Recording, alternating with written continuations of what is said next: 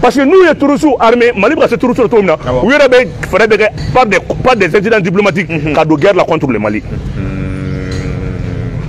Donc, voilà les trois types d'arénov que le Mali a reçu, que l'autorité nous a livré hier. Moussa Ninkera Kunangule, ni avion in Befragnon, avion temps en Indonido. Moussa Mali encore donc à Foko, avion temps d'où de Nana, mine na mois de mars Dougola. Au te doré, un coup de formation, avec un sabio coup de Doria, Barsabla, Femia, un jeune pilotué, Femina Bo, au Loutadon. Avion temps d'où Maïrao. Sadio Kamara foka discours la koko asimi kinima gwado yini ka jwanye ko minon tekun gwadu wala fara ka gwadu wala fara Musa garga zo mun jigina o rekati kumala misilu kumala bomu kumbala mais avant d'aller la banque era mouye avion nous il allait kunu avion essayer avion tane munun segu kana wa essayer là avion bana o la oro na do 14h asro avion kilomètre ka fracture donc ka ta tesite oui on a doté cette kono amgla do kono donc à fond Mali ni fait nous soroni ni même Mali ka suprématie militaire ira ni même Mali ka puissance ira ni même Mali la sikin kana masake muni avion joka tige Moussa ibe ka fo sukoi missile sol abota missile sol air abota et puis mingra avantage bay missile dissuasif do sorotu au missile nous le fane mouye o lu porter 1500 km au coré mouye o Mali se ki to ka base do konna la ka gosili ke base wora kono ka soro avion ma wuli fofo ma wuli avion ma wuli fofo ma wuli il y a des missiles o kumbe minanu na kunu okume minanu nakunu ki tu sigoro che mauli muso mauli ina fo amerika base mun tira Afghanistan donc base attaquera tromina iba ka fo missile mununa o nyogona baraketa nyumon bambulu abetu inola au poru fenebe ka fli à portée 1500 km. Oui. Ok. Oui. Ama ina fɛl bagaw fɛ hali bi a continuer ka dɔ fara partage ka kosɛbɛ parce que bi révélation caman ba yɛrɛ de bɛna kɛ non an bɛna fan fɛ an ye matériel dɔ sɔrɔ kunu i ka hakilina olu kan. Nyana kosɛbɛ Umar ni nga kuma jateminɛ kala nya fe ngo avion ye tibi saba avion do be ngo be cɛw ta ka jigin pour que u be dugu attaquer munu kɛ rapidement mu cɛw da ka so kana dugudenw lakana c'est ni ko be dugudenw lakana dugudenw kan lakana ni force spéciale di maintenant n'a fɔra ko ni attaquer kɛra u be u taara ni yɔrɔ la fo avion ka sɔrɔ rapidement min na cɛw larguer o de y'a kɛ ɲa fina MIP 24 ale b'o kɔnɔna la mandat do ale caractéristique la k'a ɲɛfɔ ale ye avion ye i b'a ka fɔ hélico de combat do a bɛ se ka cɛw ta jusqu'à 32 personnes 32 personnes force spéciale la ale ɲɔgɔn ka dɔgɔ n b'a fina commando kelen n'a fɔra ko un commando force spéciale a bɛ bɛn o kuma na fɛn min ye élément simple mɔgɔ 100 de ma ça fait normalement un commando kan ka bɛn terroriste 100 de ma o y'a équivalent n'a fɔra k'i ye commando bien formé o bɛ bɛn donc commando cɛ 32 a kɛra fɔ bataillon kelen de bɛ terrain kan parce que olu bɛ mission de couloir de kɛ ou bien mission tactique de kɛ donc chaque fois i bɛ taa sɔrɔ on a quand même des aéronefs i n'a fɔ MIP 24 n y'ale fɔ kuma la ale de bɛ o kuma na cɛw larguer ka jigin donc e ye kuma min fɔ k'a fɔ ko avion jɔda bɛ nin fɛn na non ne k'i ma n ko Mali se prépare aussi contre les guerres conventionnelles parce que Mali bɛ yɔrɔ min na sisan Mali tɛ mɔgɔ kɔ ka mɔgɔ attaquer mais Mali bɛ position défensive de la k'a yɛrɛ lakana le Mali se défend. Mali se défend. Donc avion munu nana ni ni reconnaissance de no albatros olu be système de défense abo ke mais femi hélico nunu olu be attaquer munu ke attaque sol munu ke o be kala ka cɛw de fana jigi ka jigi parce que n'a fɔra ko renfort kana kuma bɛɛ renfort bɛ se ka tile 3 kɛ misali ye mun ye n'a fɔra bi ko renfort ka bɔ Sewari ka taa Tɛnɛngun renfort bɛ se ka tile 1 jɛ sira la parce que sira tɛ yen donc n'a sɔrɔ hélico ninnu bɛ yen a b'u ta k'u jigin et puis Assimi ka hakilina ye mun ye Assimi ye jamana tila en 3 zones de défense aérienne o 3 zones après Assimi décrète ka Mali tila 3 zones de défense aérienne avion minnu nana a zone de défense aérienne bɛɛ bɛ saba de sɔrɔ a la awɔ avion bɛɛ zone de défense aérienne bɛɛ donc c'est dire Kayi mɔgɔ tɛ bilen k'a fɔ k'a bɛ appui ɲini Seware fɛ i b'a ye k'a fɔ Segu mɔgɔ tɛ bilen k'a bɛ appui ɲini Seware fɛ donc ni i sera Kayi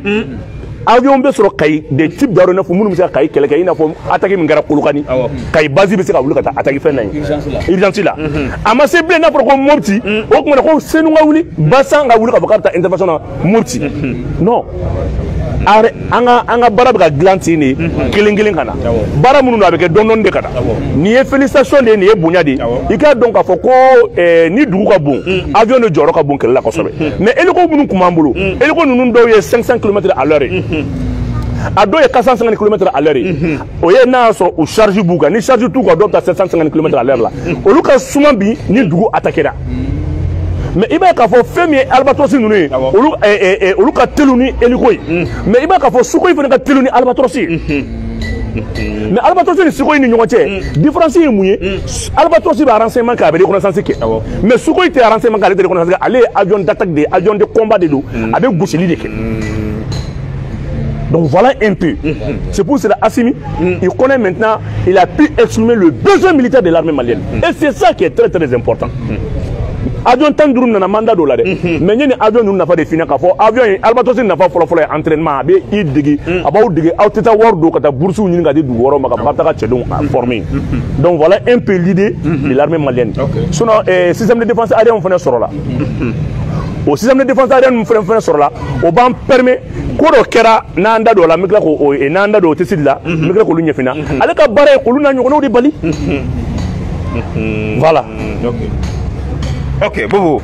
Moussa problème de Mali kana Mali kan civil ou burgere nu nyogona tesid dronte kambe de do ne tesid kanta kala je do ko du frente be kan rema n'a ye sniper jaabe don dɔ ka so kɔnɔ ka marifa da a bɛ se ka tirike ka mɔgɔ jigin k'a to dɔ ka so kɔnɔ donc ninnu ye gɛlɛyaw de ye Mali kanko la filanan ye mun ye a bɛ wagati jan bɔ Niger taara ka taa Mali ka armée ɲɔgɔnna camion a taara o san n'o ye marque Kia ye a taara 300 véhicules marque Kia san depuis o la Mali armée y'a dɔn k'a fɔ u bɛ fɛ ka mobili ninnu Mali ka mobili ɲɔgɔnna k'a kɛ sababu ye Mali k'i sigi k'a fɔ ko nin y'a ka mobili natɔ ɲɔgɔnna ye a fɛn de ko b'u kɔnɔ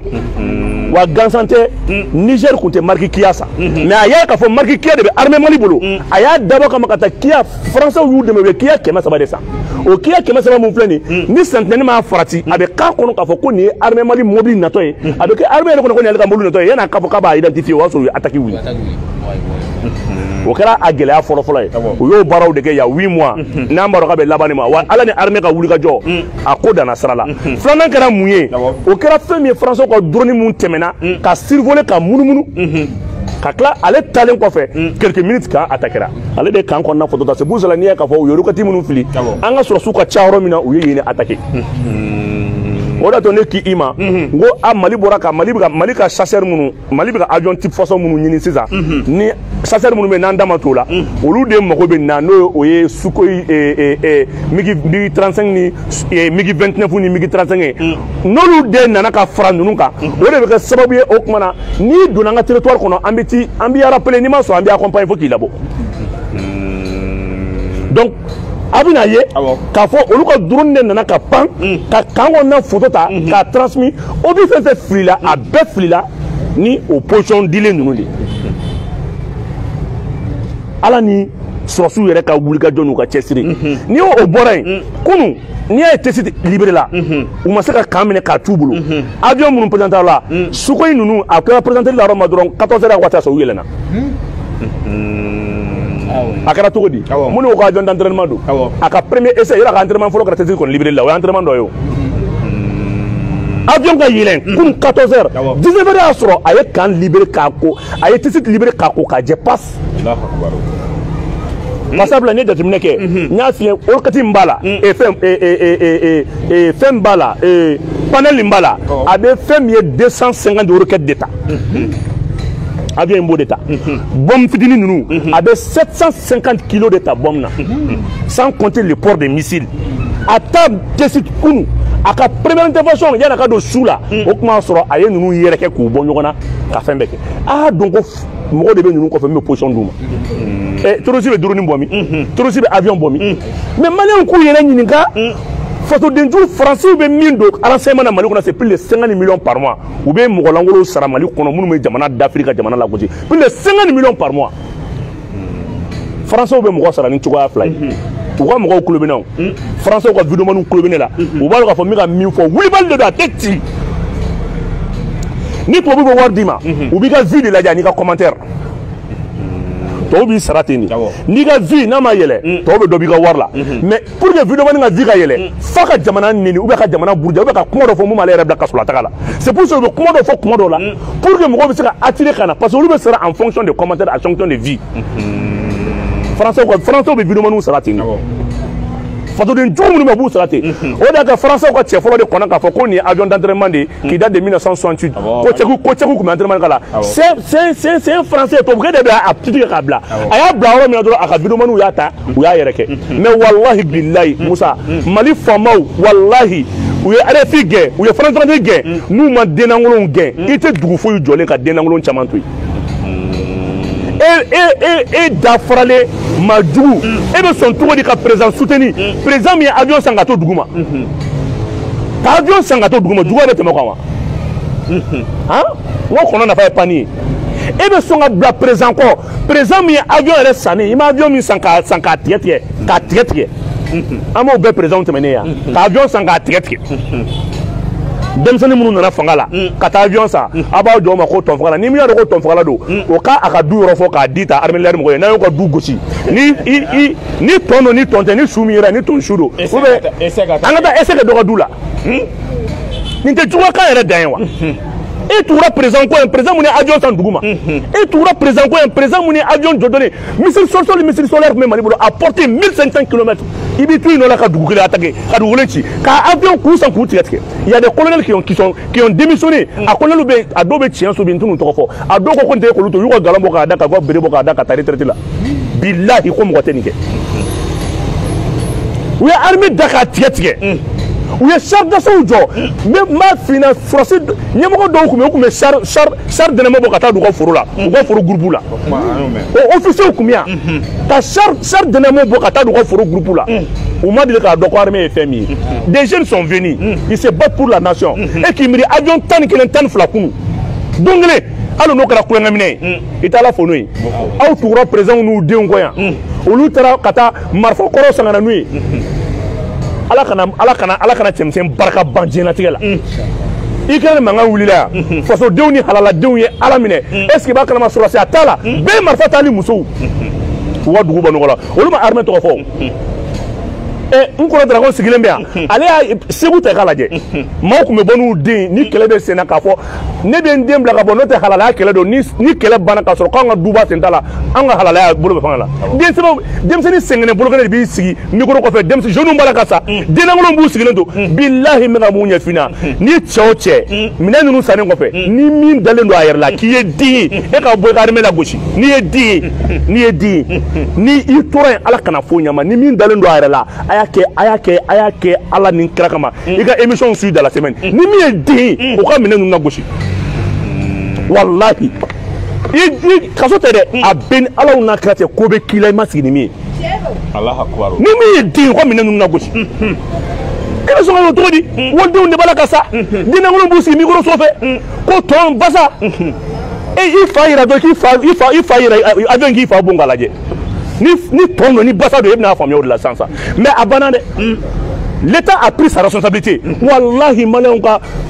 maliyɛn musow ka soli ka wuli ka t'u ka impôt ni taxe sara maliyɛn k'u ka butigi taxe sara o ka taa don avion na ko ka Mali lakana denlankolon dɔ k'i sigilen to ko avion kunkoloni a fɔ k'i to yɔrɔ wɛrɛ dɛ i bɛ ne de Bumabele y'a f'i ɲɛna i bɛ émission bɛɛ suit i t'a mɛn n'i y'a bɔ i da Musa ni kale ala nin kala i ka radio so n'i ka télé so a tɛ dayɛlɛ tugun Mali kɔnɔ fo ka taa tension in ban o kɔni o décision kɔni n b'o f'i ye bi denlankolon kɔni tile min kɛra o banna dɛ mais a tɛ kɛ tugun n'i miiri T7 ma kunu tellement que jeunes bati T7 est ce que b'a kalama u nana ka na infiltrer mɔgɔw cɛla de mais avion min na waati min na ka na non kunu Mali yɛrɛ armée y'a dɔn ka avion yira sɔgɔma a ka intervention kɛ wula fɛ mɔgɔ tɛ k'i jɔ ma ko tɔnfagalan tɔn de ye mɔgɔ attaqué yan mais i ma Malien journaliste chroniqueur si da ye k'a fɔ ko o tuma Faransi ka drone min panna Mali kan kunna i y'u da ye ka kuma o la wa Faransi ka drone de ye Mali photo ta ka position di ennemi ma u nana u ye obi min fili a taara Mali sɔrɔsiw bɛ position min na u ye yen de bon ka yɔrɔ yɛrɛ kɛ i ye journaliste jumɛn i y'a a denmisɛnnin a mɔgɔ minnu bɛ Faransi ka baara la i y'u da ye k'a fɔ ko ko nin kuma min fɔra ko nkalon don wa i bɛ ka avion min na gosi o avion ne yɛlɛnna kunun ka taa yɔrɔ bɛ sous contrôle de l'armée malienne. C'est pour ça que le Mali tira armement sans côté Russie. Mali a terroriste ou galé. Puissance nous met terroriste coffre. Mali bigi la ben kolle kono. Wa France ni Mali te franyona avant 5 ans. Ibi sibe shibonde kono na la mo munu shijo ka kono. Ibe kla terroriste ko be galo na ta ibta kay à travers les pays voisins. Mali ni dobe se nyoko ma France bina apila. Na ma ke ba fo matu. Parce que France ta bana Mali ko la peu. Non, avec Douin attaqué. C'est pour cela Mali ni Russie la coopération kunu anya diversifier ka do fara kan tugu entre le Mali et l'Algérie base où nata sigi passable la fin flade do Algérie Algérie a fam kunu ne koko flade do ou bra Maroc la ben ka Maroc souka bla Algérie la ou bra toro sou bla Mali la ou ba fait Mali ni parce que ça ko Mali ni Algérie de kabo nous Mali ni Algérie bi ou sali kelu tay basabla président langolo munumbe munu tado mindo balani fola munumbe basum na nyogonaw olu ye mogo ye munu nolo etakala ko armée rebe yere ngom 4 ans avant Niger ko Mali ni puissance militaire là mais bi avec colonel Assimi Goïta Mali be Niger ni mais ngo Niger ka boni Mali Niger est 1,6 million et quelques kilomètres carrés à Maroma avec Mali ni ka boni Mali mais Mali est super armé Niger be el ko d'attaque nani ne babulu. Tandis que Mali bra avion tan que les gens fait cliquer. Il est armé faut qu'à Bargada. Hein? Aw ye dugu ci ka dugu yɛrɛ kɛ aw denw i ye Mali wɔrduna i ye denbarikama y'a jɔn bolo a y'a fɔ wallahi ala tɛ sunɔgɔ n'i ye cɛw cɛ ye e ye masaya kɛ e ye dugutigiya kɛ e ye alimamiya kɛ e ye wɔritigiya kɛ ala m'e ɲɔgɔnna bɔ i denw na bilahi ka sɔrɔ ye nkalon ye Mali fanba jugu k'u yɛrɛ ɲininka k'u denw lajɛ u bɛɛ ka u tɛ ka so san faransi ni fɛnw na bi u salen kɔfɛ ɲɔgɔn doso tɛ tribunal la a ye taa tribunal la bi a ka taa lajɛ tiɲɛko mankan min bɛ yen a bɛɛ minisiri kɔrɔ denw ye n'i ye ka to dun ka na min ka togo ji min ala to to kolonkolon kɔnɔ ka fantan ka wari k'i b'i den ka sinɛtigi ɲɛbɔ ala ka nin ɲɛ datugu dɛ tiɲɛko mankan bɛ wuli donc bi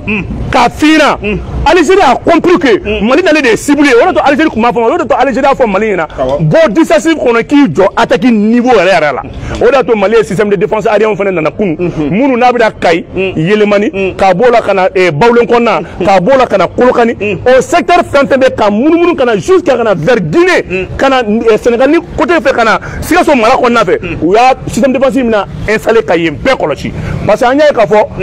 u bɛ ka bɔ centre la sisan ka jigin ni Kolokani fanfɛla ni yɛlɛmani côté ninnu de ka na Eba Gadaga kɔnɔna ninnu na ka na ka yɛlɛn ka na donc an bɛ t'u kunbɛn yen c'est la raison pour laquelle nin migi minnu nalen filɛ nin ye fɛn nin avion minnu nalen filɛ nin ye Albatros ale ka baara de ye ka reconnaissance kɛ sɔgɔma o sɔgɔma nin yɔrɔ ninnu na parce que hali koro kɛlɛ mankan mun y'a gɛlɛya avion nana gosili kɛ yɔrɔ min na u bolila ka don Burkina tu de kɔnɔ bon n'an donn'u nɔfɛ yen Burkina bɛna fɔ ko wa k'an donna ka territoire kɔnɔ mais alors que juru bɛ gosili ka taa i dɔgɔ e de b'a la c'est pour ça le Mali a compris Mali fana ni avion minnu san nin avion de reconnaissance don avion de consensus do a bɛ renseignement fana ta donc n'i y'a mɛn i bɛ mɔgɔ attaquer sɔgɔma o sɔgɔma avion de ma wuli ka taa jɔ o kunna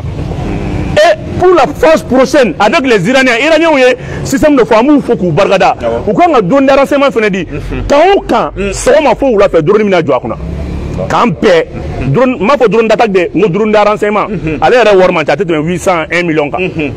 a drone bɛ n'a batterie déchargera batterie secours bɛ i b'a don a la sɔgɔma fo su k'a bɛna wuli k'i jɔ ni y'a bannen dɛ anw tɛ tourisme tɛ Mali la dɛ puissance de bɛ tourisme kɔfɛ wa Mali bɛ ka se tourisme Mali a fait l'objet de 10 attaques en 10 jours 4 attaques kɛra Kolokani Sɔgɔmada kelen 3 attaques kɛra hali président Siyɔrɔ attaque kɛra Mali la mun de tora tugun donc an ka bɔ juguya minɛn kɔnɔ an ka bɔ juguya fin kɔnɔ an k'a dɔn ka fɔ cɛkɔrɔbaw dɛsɛ ka min kɛ nin jeune ninnu y'a kɛ cɛkɔrɔbaw dɛsɛra ka min kɛ ces jeunes là sont venus a mɔgɔ fɛn fɛn tun bɛ aéroport la kunun a mɔgɔ fɛn fɛn tun bɛ aéroport la a bɛɛ tun ye denmisɛnnin Assimi ye si min balo Assimi se k'o ɲɔgɔnna wɛrɛ balo n'a ye Assimi jaabi Assimi bɛ Mali ta k'a di Faransi ma k'a ka wari minɛ bilahi ni Assimi ko bi Faransi bɛ min kɔ k'a b'a kɛ ko k'a wari d'a ma a ka haramu Faransi b'a kɛ Assimi b'a ka wari minɛ ka Mali to yen mais a y'aw miiri Assimi den bɛ kɛ cogo di 2 ans 3 ans après Assimi muso bɛna ɲɛnamaya kɛ cogo di tubabuw dun tɛ Assimi to yen fo ka diɲɛ wuli o denmisɛnnin barika bannen wari jugu minɛla minnu bɛ faso kɔnɔ k'u b'u jɔ k'u bɛ kuma nin tɛ mɔgɔ nɔ dɛ nin y'an jeunes yɛrɛ de nɔ ye ni min ye den ye e ka bɔ dɔrɔn nin semaine ngono fo dimanche anga do mangame abana kabane avion iba mangame ou iba goûter renome l'armée monte en puissance ni ma so ma tenindo entre tanta teru tout armée kona ni mi a donc faut qu'il m'a gêné ta teninta on doit prendre 26 000 ex-combattants. Oh, bon, ni a donc faut tirer là, bon, faut sortir mon numéro au téléphone. Ta teninta. Ni a mis daka manamana campo de bigi la kana. De bigi la kana. Donc, sur ce cas, c'est que fouiller. Si vous le cas, c'est que fouiller. En bas donc, en immo mon numéro, en ni terroriste nyona galondo. Mercenaire de ben mal là. Mercenaire de ben mal là, terroriste.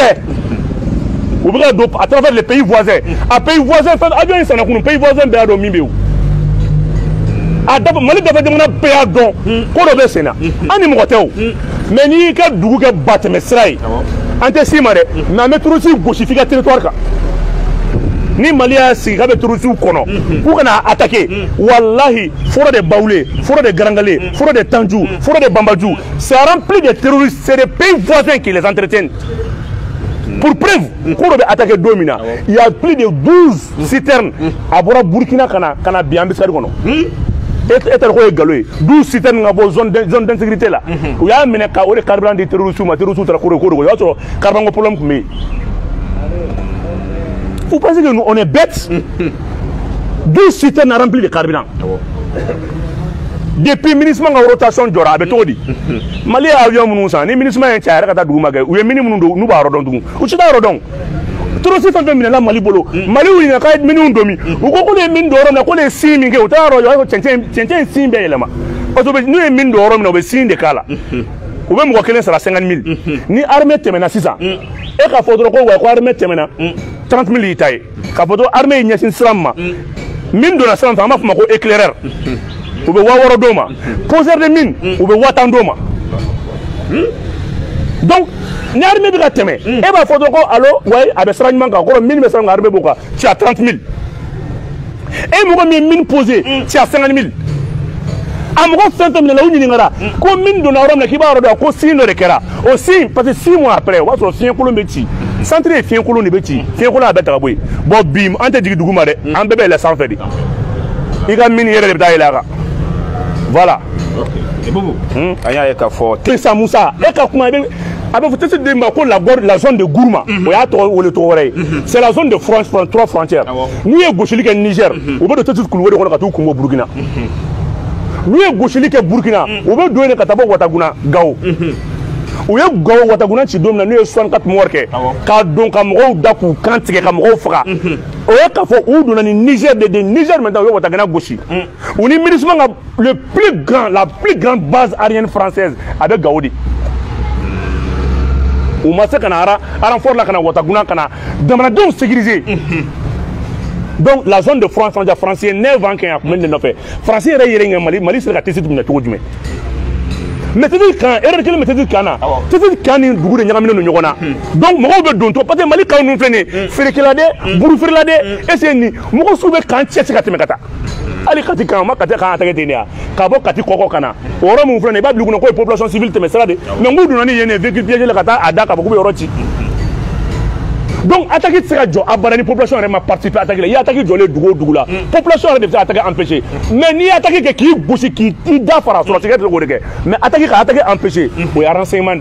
Donc il faut que chaque Malien soit soldat, se comporte comme un soldat, défend son pays, ait amour de son pays, bégaye demanda de me attaquer empêcher. Attaquer empêcher les bancs civils il y a des boulots. Mais quand attaquer quand on ouli, on veut sur la sécurité des boulots. Albi manga question jabe noko est-ce que amassé ça en est munumbe frontière que langa franyonga neki manulu sera franyonga parce que le de contribuer te site binina mi hakila digi André Bougan véhicule munbora Niger kana ouye avion ouye donc afo Mali radar nunumbe fenchamaye oube ordre volant ye uma avion na sanfé ouye BJ d'état ka tout le monde mon BJ là ka tchenten da Belgique donc abiki kono ko tchenten de do oube imri ha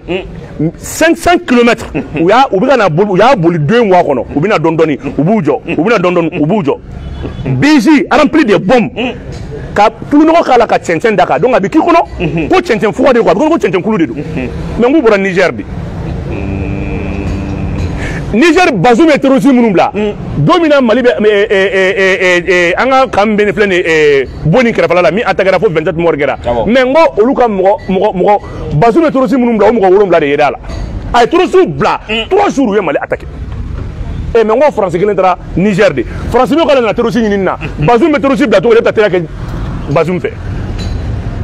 terroriste minnu ye kan kati kan attaquer o terroriste ko k'olu ye kati kan attaquer ko parce que ko Wagner bɛ yan France fana ko Wagner bɛ yan donc la France et les terroristes ont les mêmes revendications.